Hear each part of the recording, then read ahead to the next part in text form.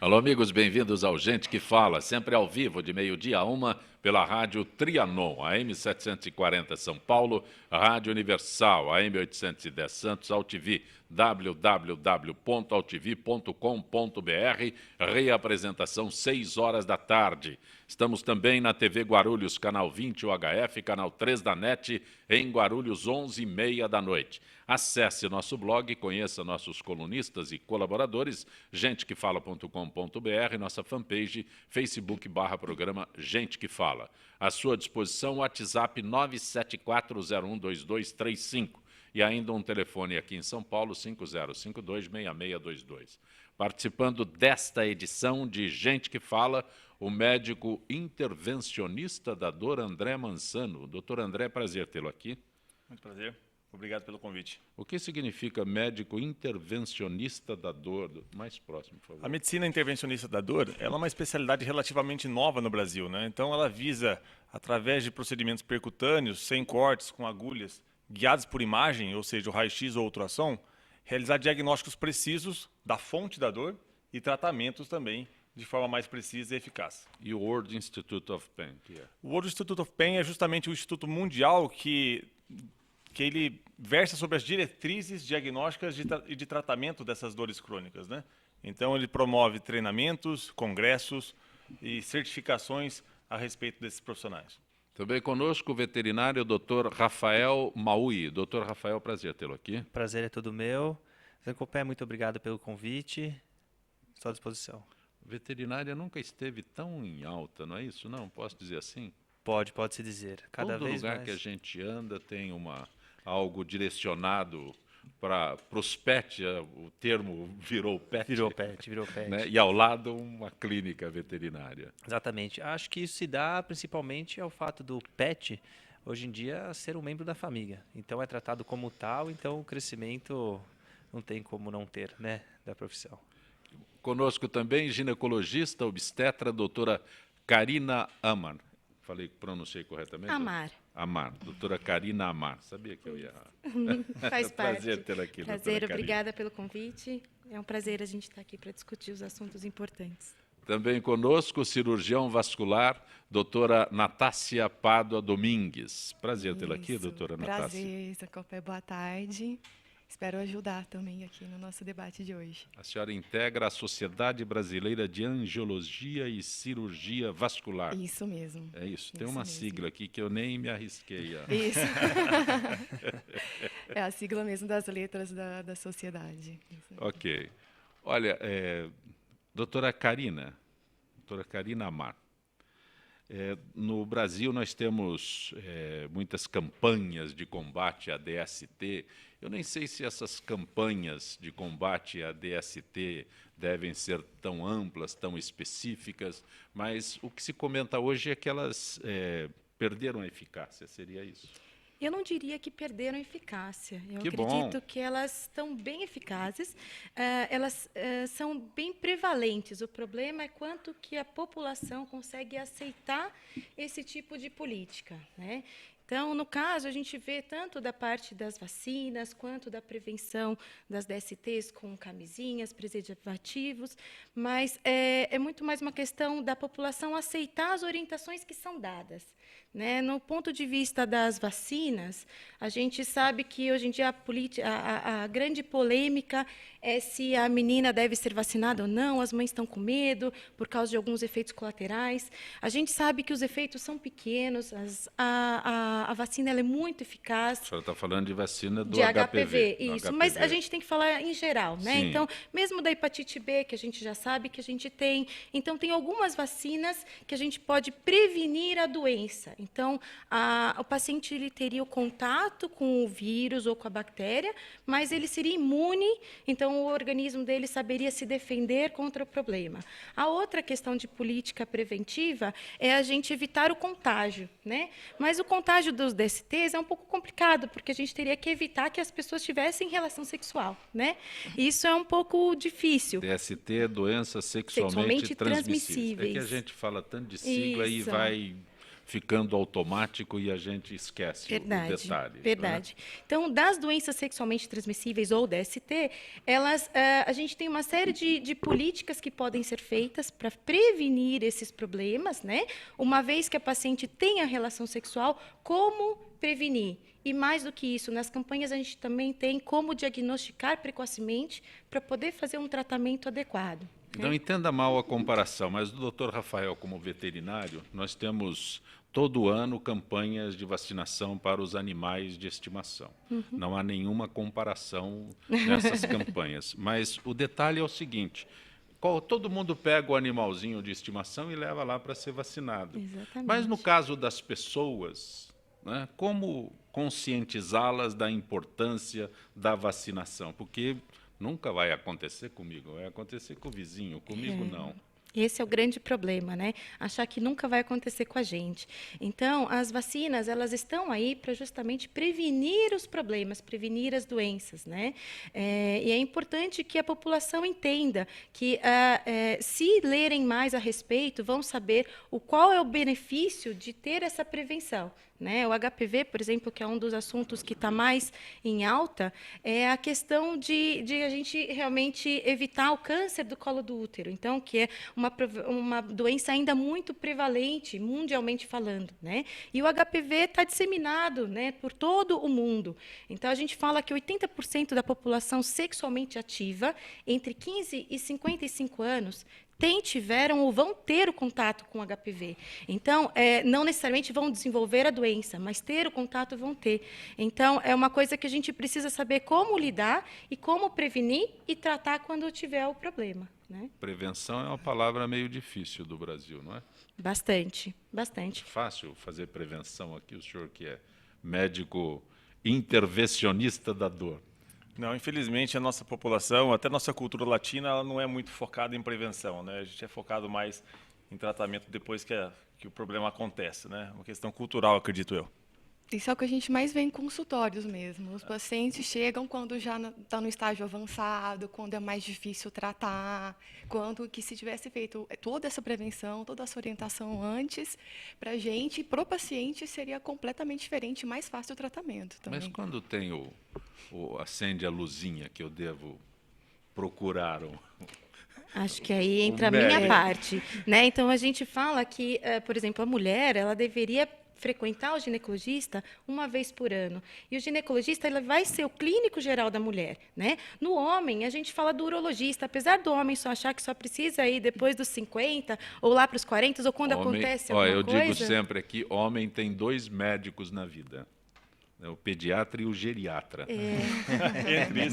Entre esses, nada. A mulher, é fácil para a mulher procurar. Isso que a Karina falou é interessante, né? A mulher tem mais, como ela já vive desde o início da sua vida sexual, indo ao ginecologista, então ela já está acostumada a procurar médico. O homem é muito mais relutante em procurar auxílio médico. Normalmente, e muito frequentemente, é a mulher dele que leva ele no médico. Exatamente. Sim.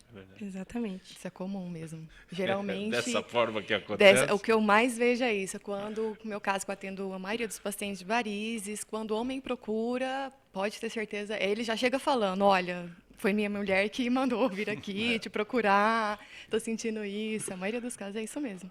Doutor André, o senhor trata de dor, é isso? Dores crônicas. Dores crônicas. E o que é uma dor crônica? Parece simples a pergunta, mas... Essa pergunta é importante. Então, nós temos basicamente 2 tipos de dor aguda e dor crônica. Né? A dor aguda, ela denota, então, uma lesão. Algo está errado no corpo, né? Uma lesão no tecido, por exemplo, um corte, uma queimadura, coisa do tipo. A dor crônica é aquela dor que já dura mais de 3 meses do ano e, usualmente, já não está mais envolvida num processo que aconteceu agora. Então, não necessariamente há algo errado. Quanto tempo? Mais de 3 meses no ano. Né? E O há cara estatísticas... ficar com 3 meses com dor no ano. É insistente. Insistente. E há estatísticas mundiais de que 20 a 30% da população sente dor crônica. Então, é algo muito prevalente. Né? A dor lombar, com certeza, é a principal delas. O que o senhor coloca como dor crônica? Enxaqueca? O senhor falou dor lombar? Isso. Então, por exemplo, as dores crônicas mais comuns atualmente são as dores lombares, as dores de cabeça e as dores cervicais, né? Então tem um estudo muito Dor interessante. lombar e cervical, eu sou leigo, eu quero saber. O senhor Dor explica. nas costas e dor no pescoço. É. Né? Dor lombar é dor nas costas e dor cervical é dor no pescoço. Tem que falar.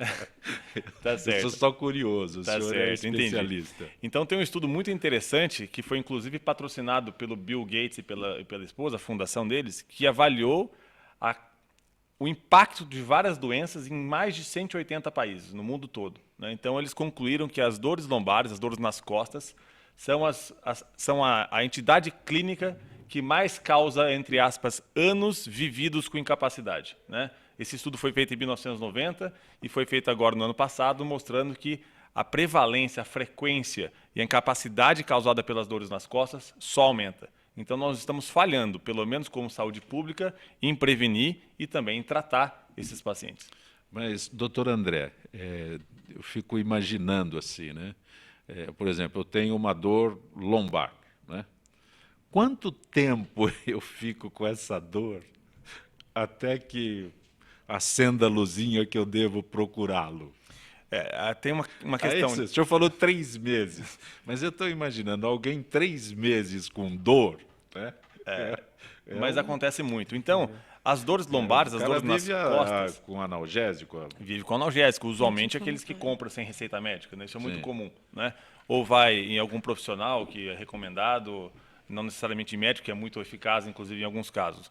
Mas a gente sabe que as dores nas costas, a grande maioria delas passam. Então, 60% dos pacientes que têm dor nas costas se livram das dores em uma semana, 80% em um mês e 98% se livram em pelo menos um ano.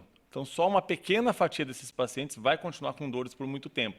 Mas em números absolutos é muita gente, porque é muito frequente a dor nas costas. Mas alguém que fique só uma semana, não tem problema. Não tem problema. Existe Alguém alguns... que fique um mês já passa a ser um problema. Existe alguns sinais de alerta, por exemplo, Sim.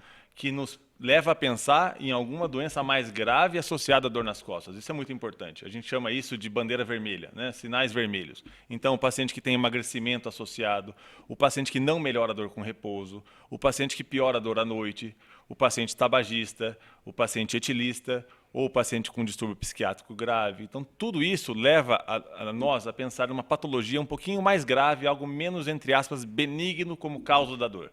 Esse paciente precisa, mais do que os outros, de procurar auxílio médico precoce. No pescoço, o que acontece no pescoço? No pescoço, a grande maioria das vezes, as dores são musculares, né? Mas existe, por exemplo, a articulação entre as vértebras do pescoço, né? São chamados de facetas cervicais. Essas articulações são articulações como outra qualquer. Tem cartilagem, como a do joelho, como a do quadril, e está sujeito à artrose. E essa artrose vai gerar dor, né? E existe tratamento específico para isso. Mas antes de fazer o tratamento, é preciso que se faça o diagnóstico. Doutora Natácia, também há problemas de homens que a procuram com dores por causa de varizes. Dói? Sim, varizes Tem dor? doem. Tem Incomoda dor? bastante. Mas incomoda o bastante. incômodo, às vezes, é porque fica feio, né? O cara tem aquelas... Sim, são as duas coisas. Incomoda a parte estética mesmo, porque varizes é isso mesmo, são veias dilatadas nas pernas, tortuosas, mas o que os pacientes mais procuram em consultório é por conta da dor mesmo nas pernas, principalmente no final do dia.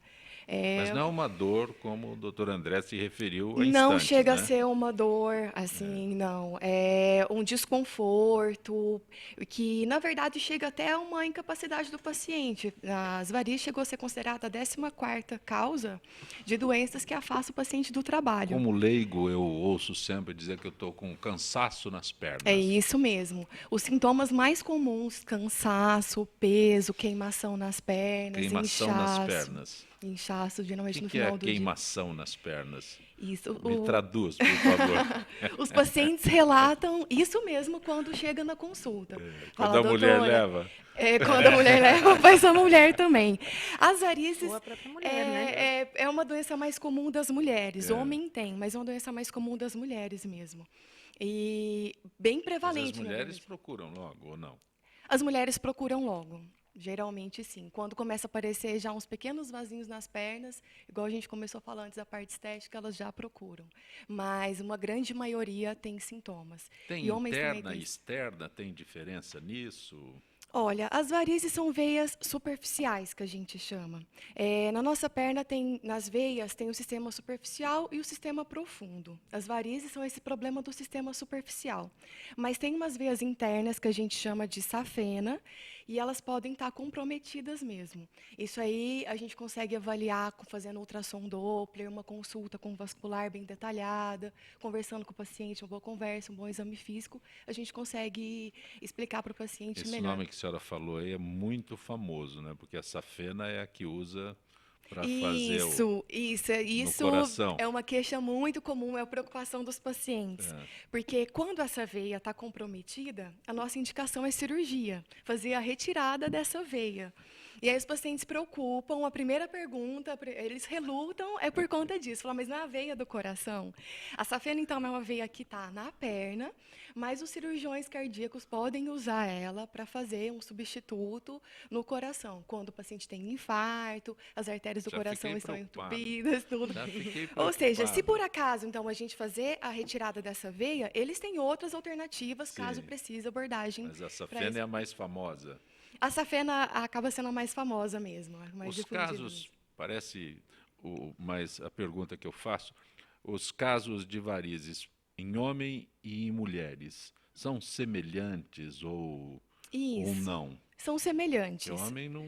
São semelhantes. A doença é a mesma. Homem é dentro da super-homem. síndrome de insuficiência venosa crônica, né? Mas é a mesma. Nas mulheres acaba sendo mais comum por conta da parte hormonal que tem relação, por conta da gestação, gravidez também tem relação. Então acaba sendo mais comum em mulheres, mas é a mesma doença nos homens e nas mulheres. Em geral, é justamente isso. Depois que a paciente tem uma alteração hormonal, mas principalmente depois da gravidez, que começam a aparecer algumas queixas. Por conta do aumento do volume abdominal, acaba tendo uma dificuldade no refluxo, na volta do sangue para o coração. E esse retorno venoso que a gente chama, acaba que às vezes perdura depois do período pós-parto, né? E aí a gente acaba entrando na área um pouquinho do vascular, pedindo um ultrassom com Doppler, né, dos membros inferiores e encaminhando para o colega. Isso, né? esse trabalho é muito ajuda bastante mesmo. Geralmente, a maioria das pacientes gestantes, elas são bem orientadas, todo mundo encaminha para a gente fazer essa avaliação. Porque durante a gestação, a gente não vai fazer nenhum procedimento mais invasivo, não vai fazer cirurgia, nem tem necessidade também. E por conta que a doutora Karina também falou, é isso. Enquanto o bebê está desenvolvendo, tem essa compressão da veia que dificulta a chegada do sangue no coração. Depois da gestação, alguns casos, algumas veias que dilatam, podem até melhorar. Por isso que a gente espera um pouquinho. Algumas acabam ficando mesmo. Elas E a gente, recuperam? algumas recuperam. E algumas remanescentes, a gente faz uma abordagem cirúrgica, conversa com a paciente, Doutora melhor Karina, tipo de a senhora tratamento. fez uma observação aí sobre o momento de gestação, em que, né, tem essas dificuldades para a mulher. Existe o ponto de ter que procurar o doutor André, porque fica com consequência na coluna, há reflexos na coluna? Alguns poucos casos, sim. Existem algumas pacientes, por conta do crescimento abdominal, a gente tem uma modificação da estrutura da coluna. Para que a gente não tombe, então, acaba acontecendo uma como é que eu posso explicar? Uma forma, a coluna fica em outro formato para que a gente consiga manter a estática de ficar de pé. E, com isso, algumas pacientes não retornam totalmente ao seu estado normal.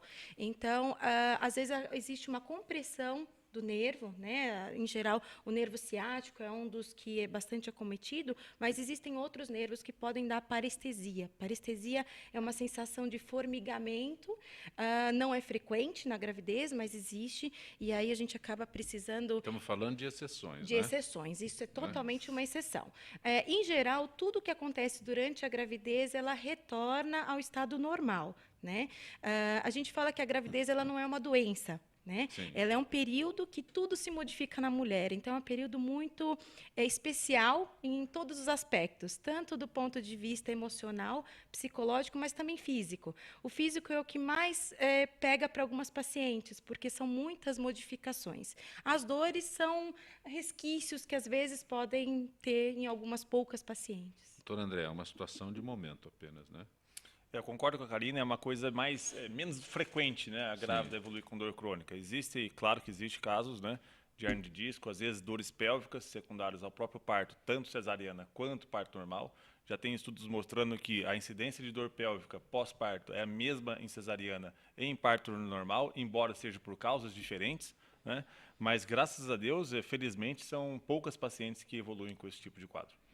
Doutor Rafael, a gente começou, o Gente que Fala aqui, fazendo referência ao momento que nós temos dessa abundância de animais de estimação, né? E parece que é muito normal, parece que é tudo muito simples, parece que as pessoas não têm que ficar atentas a cuidados especiais. É dessa forma? Esse que é um grande problema. O animal, como a gente comentou, faz parte da família hoje em dia. É tratado como tal. Como um filho, como uma companhia, às vezes de uma pessoa sozinha, mais ou menos, a maioria das vezes com idosos. O que acontece? Esses animais eles precisam de cuidados, senão eles podem ser transmissores de doenças, das famosas zoonoses, que são as doenças que são traçadas por seres humanos. A gente comentou agora sobre as vacinas de HPV, você falou, Zancopé, das vacinações dos animais. Infelizmente, a única vacina que se faz contra os animais é a vacina de raiva, porque teve um surto há muitos anos atrás, é uma doença sem cura, tanto para o animal quanto para o ser humano. Então, o governo acabou tendo a atitude de fazer campanhas de vacinações, que às vezes são falhas, mas conseguiu controlar nos animais essa doença.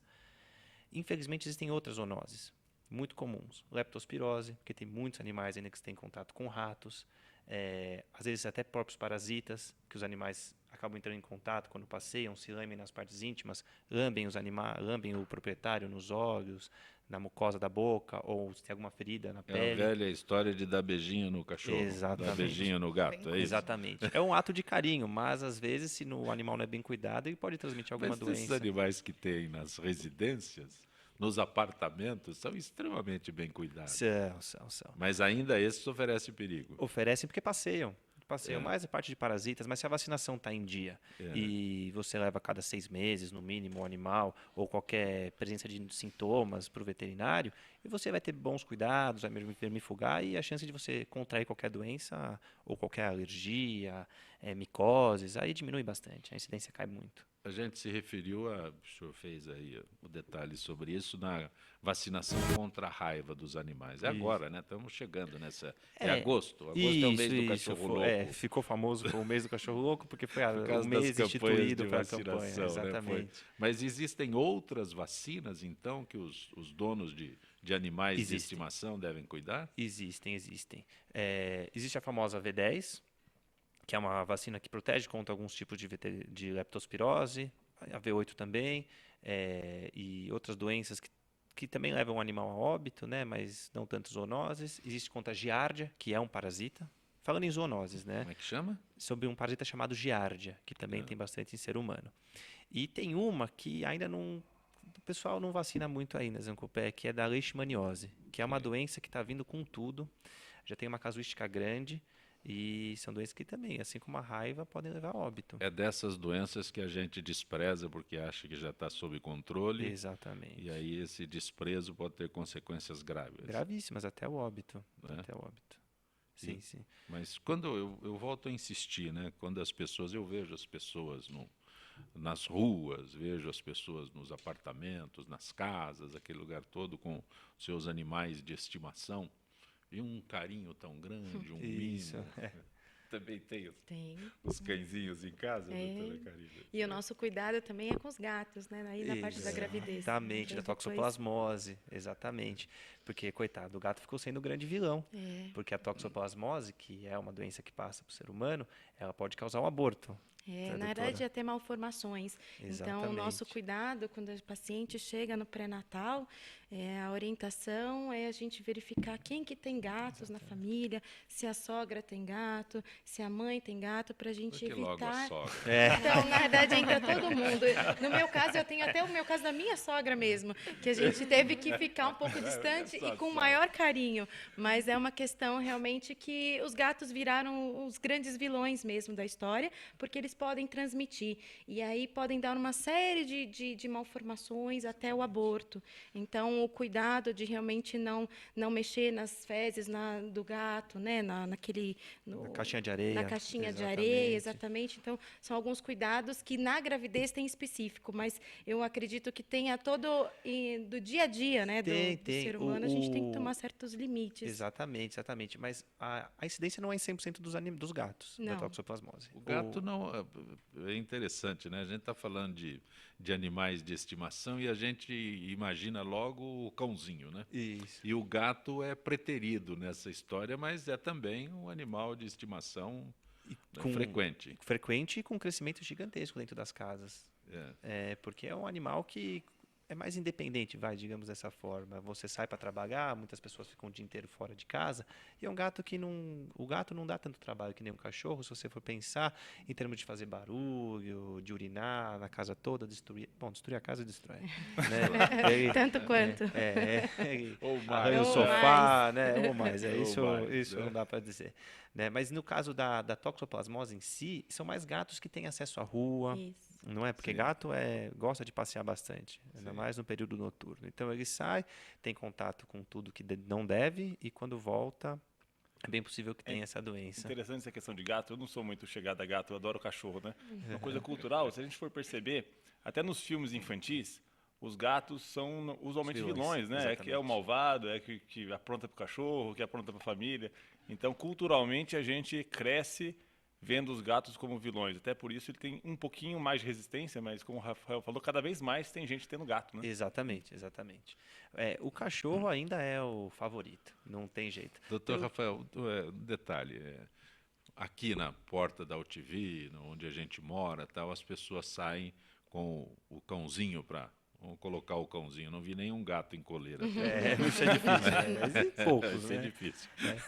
Mas as pessoas saem com o seu cãozinho e todas levam, tem até os lugares para colocar o plástico, né? Para retirar as fezes. Mas e o xixi do cachorro? Ninguém se preocupa com isso. O xixi tem que acabar... Se for na grama, não tem o que fazer. Mas também... não tem como se preocupar. Agora, se forem calçadas, aí tem que fazer a higiene da calçada. Sim. Por exemplo, nas clínicas ou no hospital onde eu trabalho, aí nós fazemos com produtos adequados para evitar doenças. As pessoas não dão importância a isso. Nenhuma. Todas fazem pose para recolher as fezes. Exatamente. Então, fazem pose quando vão retirar as fezes, mas o xixi... Ninguém leva a garrafinha de água, né, para jogar depois, pelo menos para... dar uma diluída. Essa é uma cultura que talvez... Será começar a sair com garrafa de água, sabão e pó e uma vassoura. Seja assim. Acho que não precisaria tanto, mas uma garrafinha d'água já resolveria? Já resolve, mas também não é para tanto, né? As pessoas saiu uma notícia há pouco tempo de uma idosa que quase veio a óbito, não foi no Brasil, devido a uma bactéria, né? Que foi transmitida devido à lambida do animal, do cachorro que ela tinha.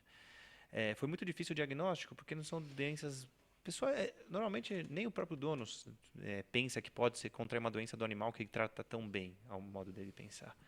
Então, tem que ficar sempre de olho e fazer visitas periódicas ao veterinário. Né? Isso é muito importante. Ok, nós vamos ao intervalo, retornaremos em instantes com o Gente que Fala.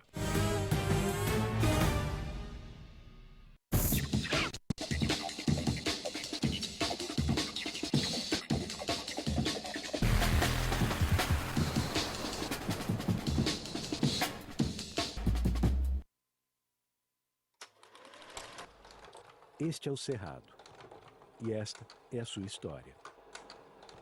O Cerrado é um dos lugares mais incríveis de todo o planeta. É o berço de alguns de nossos mais importantes rios, matas e fascinantes animais, como o tatu canastra, o tamanduá-bandeira e o lobo-guará.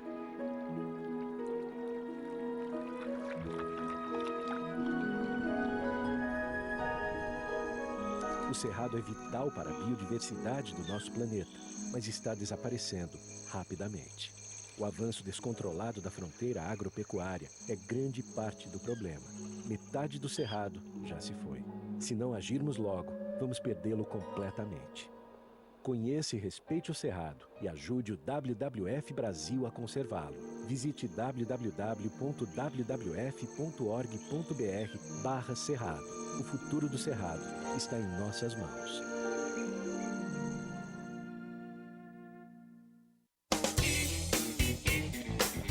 Olá, eu sou Jaqueline Meirelles e convido você a participar do meu programa e assistir toda quinta-feira, a partir das 21 horas, o Plano B com Jaqueline Meirelles. É um programa super bacana que vai falar sobre autoestima, bem-estar e saúde. Toda quinta, aqui na UTV.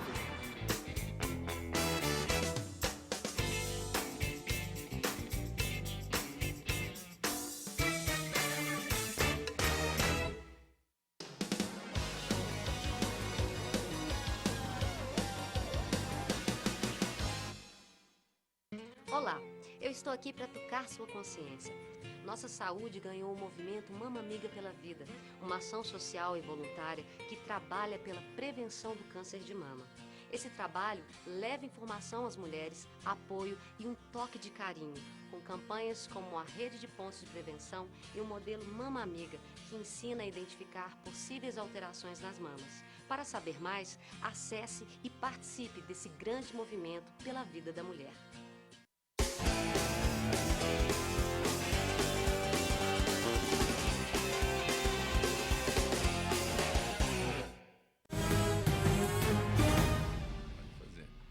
Gente que fala pela rádio Trianon, AM 740 São Paulo, Rádio Universal, AM 810 Santos, AltV, www.altv.com.br, reapresentação 6 da tarde, TV Guarulhos, canal 20 UHF, canal 3 da NET em Guarulhos, 11h30 da noite. Acesse nosso blog, gentequefala.com.br, nossa fanpage, Facebook/programa Gente que Fala. Doutora Karina, aqui a ginecologista doutora Karina Amar, a cirurgiã vascular doutora Natácia Pádua Domingues, o médico veterinário doutor Rafael Ramoui e o intervencionista doutor André Mansano. Quando eu falo só intervencionista, tá certo, doutor André? Médico intervencionista. Na verdade não, porque não vão entender que é relacionado à dor crônica, né? Sim. Seria médico intervencionista da dor. Intervencionista Embora da seja dor. um termo, Falto da dor. É um termo que... Mas é preciso que se esclareça cada vez mais a população. Eu, por exemplo, nunca tinha ouvido falar num médico intervencionista da dor, especificamente. Muito prazer. Doutora Karina Márcia da Lapa pergunta à senhora se a vacinação de adolescentes contra HPV pode estimular iniciação sexual precoce. Não, eu não acredito isso. Na realidade, o que a gente sabe é que é como se fosse fazer parte do calendário vacinal. Então, não é porque você vacina a filha para a hepatite B que está no calendário, é porque vai ter uma DST também, que a hepatite B ela é uma DST. Então, no caso, se eu estou vacinando para hepatite B no calendário vacinal, é a mesma coisa. O HPV vai entrar como calendário. Esse é o correto, né? Então, não por conta disso a gente vai estar falando mais a respeito da relação sexual, e sim prevenindo a doença de primeira base e depois, quando for no ginecologista, conversar a respeito da relação sexual, do ato sexual e das DSTs como uma prevenção secundária, que então seria para como a gente usar uma camisinha, como fazer outros métodos para essa prevenção. Mas não, são duas coisas distintas. Uma pode entrar realmente como se fosse do calendário. Ninguém explica tanto sobre nem sífilis, nem hepatite B, nem uma série de outras coisas, febre amarela e tudo, que são doenças não só sexualmente transmissíveis, mas outras que a gente acaba prevenindo na infância. Doutor André Jaime do Jardim Bonfilholi, há algum componente genético hereditário na enxaqueca e nos diversos graus de cefaleia? Não sei nem se é a tua área. Assim, minha área também do neurologista, sim, há um papel... Dor de cabeça também, enxaqueca. Há um papel não hereditário, mas genético importante na enxaqueca, né? Então, filhos de pais que têm enxaqueca, com certeza, têm mais chance de desenvolver o problema, né? Sem dúvida nenhuma. Doutora Natácia, Daniel da Sé, qual o efetivo benefício da ingestão diária de analgésico infantil no sistema vascular? Certo, Daniel. Mas é uma pergunta boa. Assim, o analgésico, ele vai ter um efeito imediato, só em relação à melhora da dor, mas não tem efeito como tratamento. Aí tem que passar por uma avaliação para a gente ver as diversas formas de fazer o tratamento das varizes, das dores nas pernas. O analgésico seria como tapar o sol com a peneira, mais ou menos. Retira a dor na hora. Quando ele mas falou não- analgésico infantil, me veio à cabeça o AS infantil, né? Eu também. Talvez Me seja. veio da Isso, prevenção isso, realmente de isso. cardiopatia. Mais ou menos isso também. No caso das varizes, o AS é discutível, não tem muito efeito, não. Sim. Tem outros tipos de doenças vasculares, mas na parte arterial, que é importante essa investigação também, que nesse caso o analgésico infantil, então a AS vai ter um efeito melhor, com indicação médica, não tentar não fazer essa automedicação. Todos aqui são jovens, mas quando chegar na minha idade, o primeiro médico que for fazer a consulta, o primeiro geriatra que for, ele fala assim, tome um AS infantil diariamente. Mas qual é? Docinho. Qual é a indicação no caso, então? Tá, o AS, ele tem um efeito... Não é a área de nenhum de vocês, Tá, mas não, mas- estou perguntando. Né? Eu vou explicar mais ou menos o que a gente Por usa favor. na área vascular. Ele é um antiagregante plaquetário. Sim. Ou seja, ele... Vou simplificar para a senhora. Ó, toma o AS infantil que afina o sangue. Mas, assim, a grosso modo... A linguagem Na linguagem popular leiga isso para mesmo. vocês é assim. É isso mesmo, porque a nossa coagulação, a gente tem umas células que chamam plaquetas. Elas que formam coágulos quando a gente machuca, sim. faz toda essa parte de coagulação. E a OS tem ação nessas plaquetas. Então, com o tempo, na circulação das artérias, vai acumulando placas de gordura e vão aderindo coágulos nessas placas de gordura. O AS ele pode diminuir essa agregação plaquetária nos coágulos. Mas pode ter consequências, como a senhora disse, quando há um corte e tal, pode ter consequências de... É mínimo. Na não. dose que é dada de 100 miligramas, Não tem nada. Não tem nenhuma contraindicação. Como é que é? assim. Gostosinho? O AS infantil, que é o rosinha, gostosinho. Rosinha, é muito comum, né? Criança. Eu lembro quando era criança. gostosinho? Eu fico mais preocupado com criança achar isso em casa e Isso, por ser é muito gostosinho comum. tomar vários. Qual né? é? Como bala. Né? Qual é a... Sangramento, né? Sim. O mais É importante muito bom mesmo. esclarecer isso, É. porque todo gostosinho, mundo né? tem. Todo mundo Fico pode. alerta de medicamentos casa. sempre longe Em De casa criança. o Fora vovô, do acesso de ó, criança, em casa o vovô sempre tem uma caixa de AS Tem. infantil. Aí a criança acha. Qual é o problema disso? O problema de ingerir muitos É porque a AS criança é infantis gostosinho, a criança vai gostar. é principalmente docinho. sangramento e problemas intestinais e problemas renais. São os Ninguém principais. chama atenção para isso. É muito grave, na verdade. Né? Então pode ter até sangramento estomacal, por exemplo, com hemorragia grave. É possível. Sem né? saber o que for. Sem saber o que É a for. balinha que está chupando. Várias, né? Sim, sim. Pode em excesso, É possível. sem dúvida e é alguma. perigoso. Mas isso vale para todos os remédios, né? Porque Perfeito, o vovô ele vai estar com vários, né? Vai ter uma Não caixinha só com cheia. AS, né? Sim, São né? vários. Descobre Cada aquela um balinha deles vai dar um gostosinha. problema. Então, para a O criança, vovô tem realmente... aquela balinha gostosinha ali, E até para É que esse é animais, mais né, Fel? gostoso. Então, né? para animais, ainda bem que você falou Eu isso. tenho um André. amigo que o cachorro dele achou numa caixa ali no chão alguns comprimidos e tomou antihipertensivo, remédio para o estômago. Não, é terrível. A gente se depara diariamente com problemas. Você quer ajudar seu animal. Ele está com dor. Porque a gente tem também muitos problemas de dor crônica em animal, porque o diagnóstico acaba sendo um pouquinho mais difícil. Quando o proprietário traz, já está num grau muito avançado. Então, ele quer ajudar e dá o famoso diclofenaco, para não falar o nome, Nossa. o paracetamol, que são medicações, na verdade, proibidas para o animal, que podem dar em 2, 3 comprimidos e você pode levar a óbito. Esse é o por fazer conceito úlcera de gástrica. automedicação que o Não, brasileiro a tem gente de sobra. bate muito na tecla Mas- para nunca medicar o animal por conta. Medicar animal, assim, eu vou lá e dou um analgésico para ele. É muito Isso é frequente. muito frequente. Muito frequente. muito E aí, frequente. quando chega, às vezes a gente não tem muito o que fazer. Sim. A gente, lógico, faz todos os procedimentos necessários, consegue salvar a grande maioria, mas tem casos que já chega, infelizmente. Dr. Rafael Fernanda da Pompeia, quais os primeiros sintomas de diabetes em gatos? Tem isso também? Tem? Diabetes em gatos? Tem. Cachorro também tem? Também tem. E o grande problema é que o diagnóstico, tanto em cachorro quanto em gato, eu vou focar mais no gato, porque foi a questão, Sim. é muito difícil.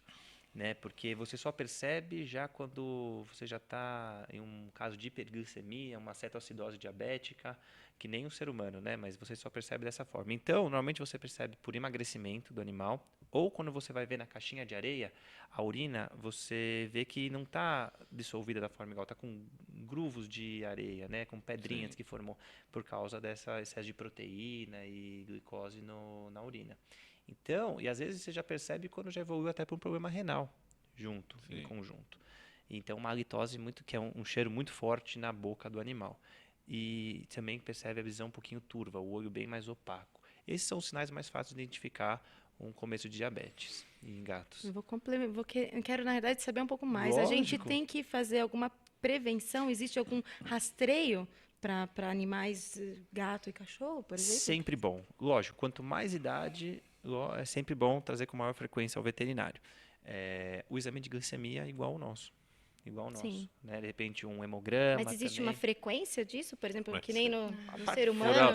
Furar né, a patinha do animal para ele Exatamente, colocar lá. exatamente. Mas... Cada 4 meses. A cada Sim. 4 Puxa. meses a gente vai. relativamente Porque bastante eles frequente. envelhecem muito mais rápido do que a gente. Então, um gato, mesmo que ele tenha uma duração de vida já entre 16 anos, 18, a gente costuma pegar bastante, com 9, 10 anos, dependendo da espécie do gato ou da forma como ele foi tratado, a alimentação que ele teve durante a vida, isso também influencia bastante. Aí a gente já pode começar a pensar no animal chegando como um idoso.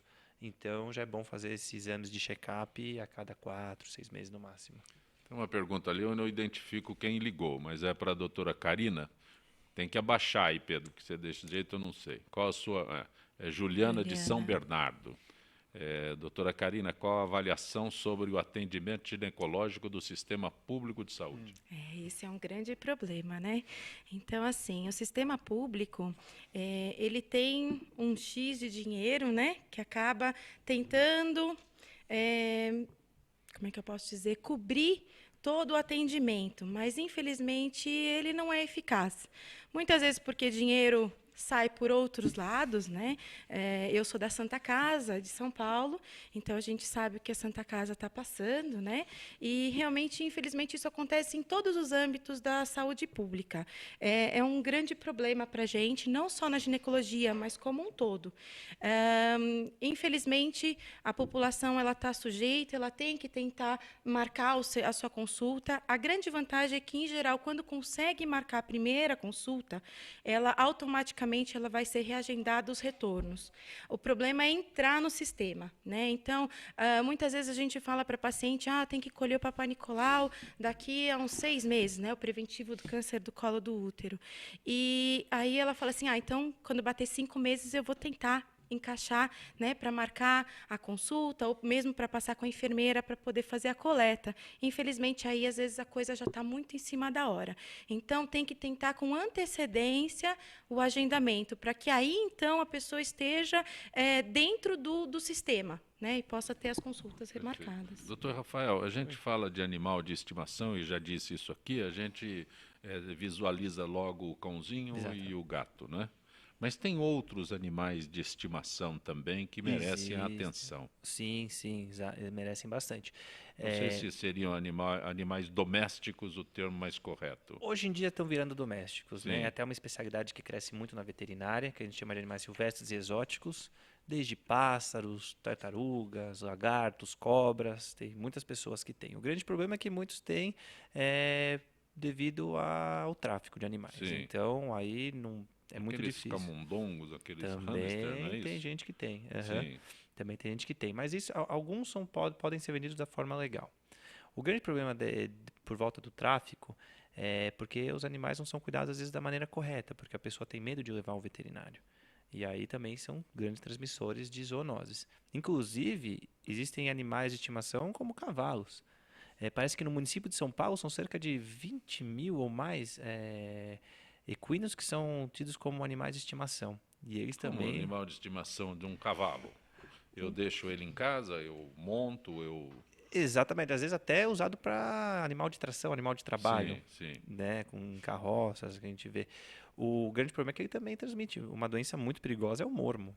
que também é uma zoonose, que também pode levar a óbito e... Quais são os sintomas? Como é o nome da doença? Mormo. Mormo. Febre, problemas intestinais, sangramentos, isso pode ser sintomas O do cavalo mormo. fica preguiçoso, eu já sei que ele tem algum problema.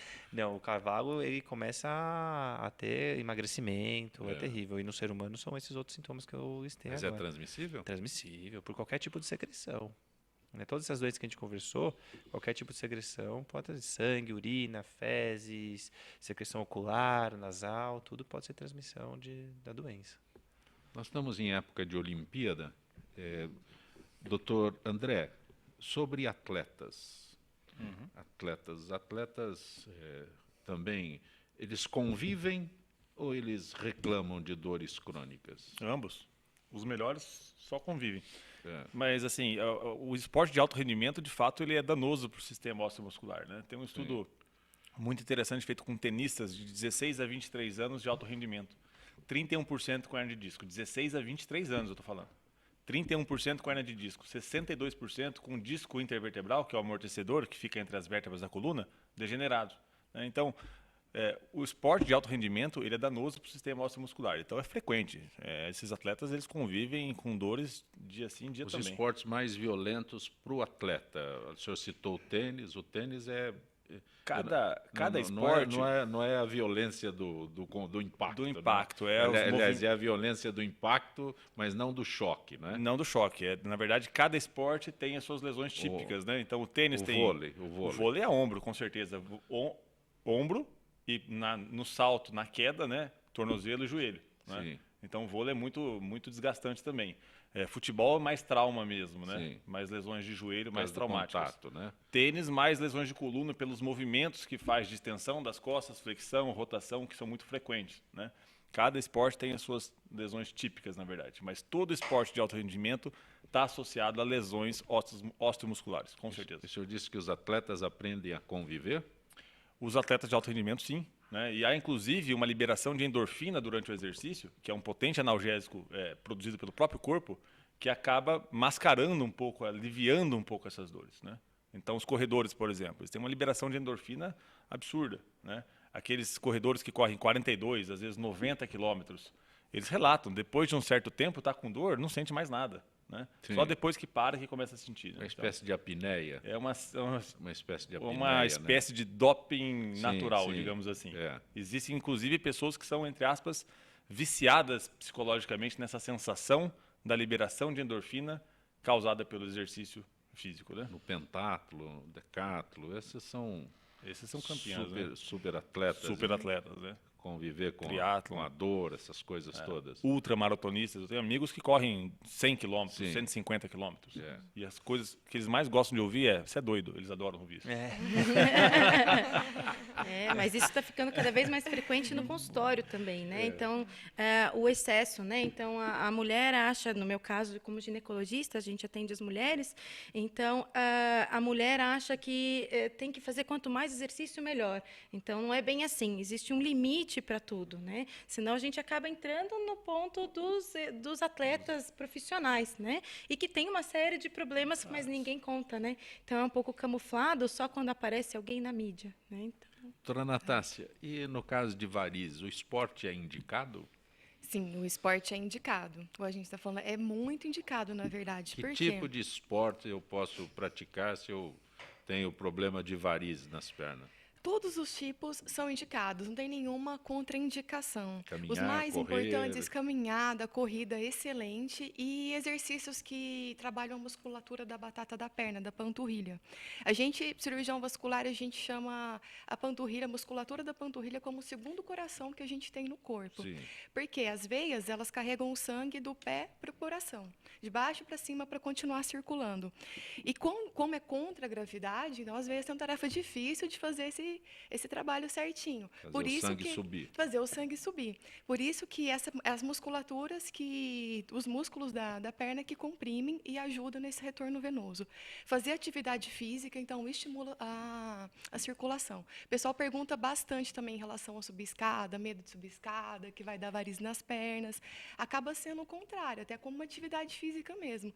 Subir, movimentar a planta do pé, a batata da perna, ajuda na circulação das veias. Subir então, escada é um exercício muito intenso. É um exercício, então ajuda Bastante mesmo. intenso. Ajuda, Não é? precisa. Então é bom. Então é Quem bom. sobe, como é que é? Quem sobe 3 andares todos os dias está praticando um Sim, se exercício puder, por exemplo, vigoroso. evitar o elevador e preferir a escada, tudo isso é ótimo para a circulação mesmo. O sedentarismo é um dos fatores de risco para ter as varizes. Fica Ok. parado. Doutora Karina, agora nós teremos distribuição recorde de preservativos por causa da Olimpíada.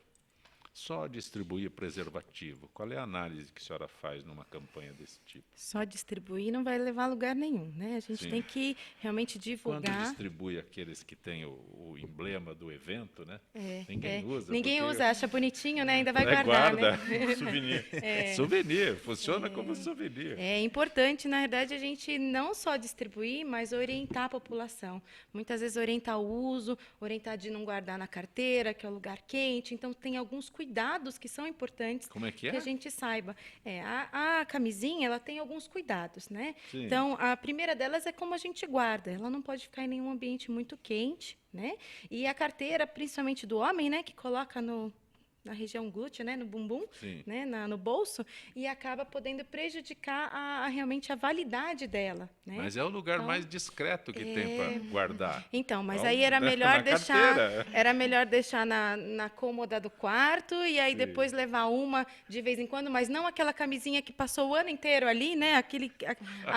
O filetinho inteiro, né, cara que guardado. guarda uma camiseta durante um ano. Aí é né? muito triste, mas às vezes guarda uma cartelinha por umas 3 semanas, camisinha de um mês, de repente, Não, né? mas a Estimação, né? De estimação, Mas a pode ser. E pessoa aí que- acha que vai dar sorte, dá outro tipo de sorte. Quem Então, guarda uma camisinha durante um ano na mas a carteira, gente tem uma só série se de for como coisas. souvenir. Então guarda na carteira, fura, depois de 9 meses procura a doutora Karina. Exatamente, aí eu vou ter outra paciente. Mas é um cuidado, e mesmo como abrir, né? Muita gente abre, né? Com o dente, e isso acaba rompendo a camisinha, né? Além do que tem que se informar como ser colocada. Isso eu não acho muito certo ser colocado em mídia de uma forma ampla que tenha crianças e adolescentes vendo, porque aí sim eu acho que você está estimulando ao ato sexual, como a outra espectadora ela nos questionou, né? Mas sim a orientação tanto das escolas ou da mãe para o filho, da mãe para a filha, né? do profissional médico que atender, poder orientar como colocar, o que fazer frente à distribuição, porque só distribuir não serve para nada, né? A gente tem que orientar mais, né? Doutora Natácia, rapidamente, nós estamos no final do Gente que Fala, pessoas com varize que viajam de avião. Qual é o cuidado que tem que Sim. ter? Não só as pessoas que têm varizes ou tendência para varizes. Geralmente, viagens prolongadas de avião é um fator de risco para a gente ter trombose nas pernas, porque a gente fica muito tempo parado. Igual aquele retorno venoso que a gente estava explicando anteriormente, do sangue ter que circular, ter que voltar ao coração. O sangue, muito tempo parado, ele é mais fácil de coagular. Forma um coágulo, entope a veia, e isso é a trombose.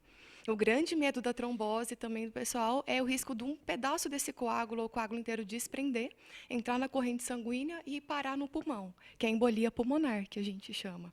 Então, viagens prolongadas, é muito importante usar uma meia elástica, dar uma voltinha de hora em hora, assim que autorizado, o pessoal autorizar, dar uma voltinha no avião, senta, ficar mexendo as pernas, evitar ficar durante toda a viagem com as pernas paradas para baixo. Tem um endereço que a gente possa localizá-la, doutora Natácia? Tem sim, tem o meu site, Sim. doutoranatácia, com TH e 2 S.com.br. Doutora Natácia, eu Isso. localizo a senhora. Isso, E localiza, sim. a sociedade que a senhora participa, a Sociedade Brasileira de... Isso, tem o site da sociedade também, que o pessoal pode entrar, tem bastante informações Qual é sobre o tudo. site? sbacv.com.br. Sociedade Brasileira de Isso, Angiologia Sociedade Brasileira e de Cirurgia Angiologia e Cirurgia Vascular. Tem todas as orientações também no meu site também sobre esses temas: varizes, tromboses, tratamentos, diagnóstico. Grato por ter vindo ao nosso Gente que Fala. Eu que agradeço, foi um prazer. Doutor Rafael, tem uma forma de localizá-lo? Tem.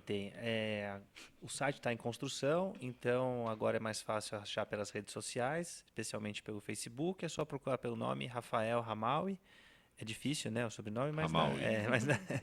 dá para achar. E aí lá tem todas as informações, também dicas sobre cuidados, pets e o que precisar. E dá para entrar em Grato por ter contato. vindo ao Eu que nosso agradeço. Gente que Zé Fala. Café. Doutor André Mansano, como eu localizo o senhor? Temos o Sem site- ter dor. Só para conversar. Temos o site da clínica, é www.singular.med.br, e tem o Facebook, que é www.facebook.com/medicina da dor, onde eu coloco semanalmente, quase a cada 2 dias, informações importantes sobre dor crônica. Grato por ter vindo ao Eu que nosso agradeço Gente o convite. que Fala. Doutora Karina Amar, como eu a encontro? Pelo site www.carinaamar.com.br. Karina com K, amar do verbo amar mesmo, tudo junto. carinaamar.com.br. Grato por ter vindo ao nosso Obrigada. Gente que Fala. Direção-geral do jornalista Fausto Camunha, diretora de produção Zenilda Salvato, redação Pedro Schiavon, produção cultural Ricardo Godoy, na rádio Trianon Benebené, Cléo Rodrigues, Neildo Neres, Ricardo Valim, na direção da TV Guarulhos, Fernando Mauro, na direção da UTV, Alberto Luquete, na técnica James Eduardo, Sérgio Oliveira e Iago Matsumoto. Estaremos de volta amanhã, meio-dia. Gratos, até lá.